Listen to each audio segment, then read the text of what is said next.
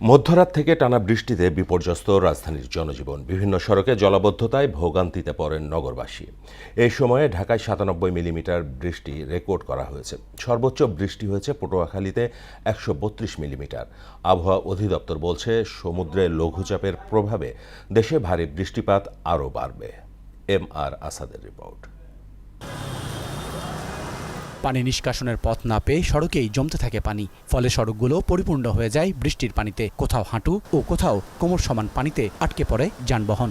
আমাদের তো সমস্যা হচ্ছে, এখানে কোনো খেপ নাই, কিছু নাই, আমাদের ইনকামের সোর্স কমে যাইতেছে। যে বৃষ্টি চলতেছে এখানে তো লোকজন একটু কম ওঠে, দেখতেছেন তো হালুয়া হয়ে গেছে ভিজে, খুবই সমস্যার ভিতরে আছে স্যার। পথে পথে শিক্ষার্থীরা পড়েন বিপত্তিতে। দুর্ভোগের শেষ ছিল না অফিসগামীদের, আর রোজগারে টান পড়ে শ্রমজীবী মানুষের। আপনি সাংবাদিক হিসেবে আপনাদের কাছে আমার প্রশ্ন, একটা বিহিত হোক এটার। আমি দিতে পারি, আমার কাছে আল্লাহ আমাকে টাকা দিয়েছে, সামর্থ্য দিয়েছে।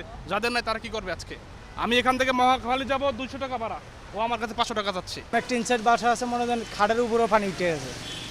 যেমন শেওড়াপাড়া দিয়া ফিরেবাগ, সাবরা মসজিদ, আনন্দবাজার, আপনার ঝিলপাড়, নতুন বাজার, কল্যাণপুর, ঠিক আছে, ইন্দা আছে তালতলা, মোল্লাপাড়া, ঠিক আছে। আবার আপনার কাজীপাড়ার তনে বাজার, মিরপুর ১০ নম্বর পুরো মেন রোডে মনে হয় গাড়ির এই পর্যন্ত পানি উঠে। আবহাওয়া অধিদপ্তর জানায়, সমুদ্রের লঘুচাপের কারণে এখনই থামছে না বৃষ্টি। লঘুচাপ তৈরি হওয়ার সঙ্গে সঙ্গে ২ তারিখে সমুদ্র বন্দরগুলোর জন্য ৩ নম্বর স্থানীয় সতর্ক সংকেত জারি করেছিলেন।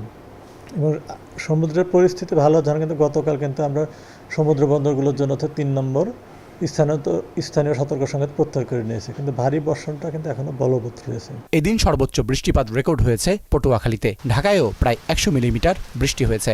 গত ২৪ ঘন্টা দেশের সর্বোচ্চ বৃষ্টিপাত আপনার রেকর্ড করা হয়েছে পটুয়াখালীতে ১৩২ মিলিমিটার, কক্সবাজারে ১১৫ মিলিমিটার, চট্টগ্রামে ৯৮ মিলিমিটার, ঢাকায় ৯৭ মিলিমিটার।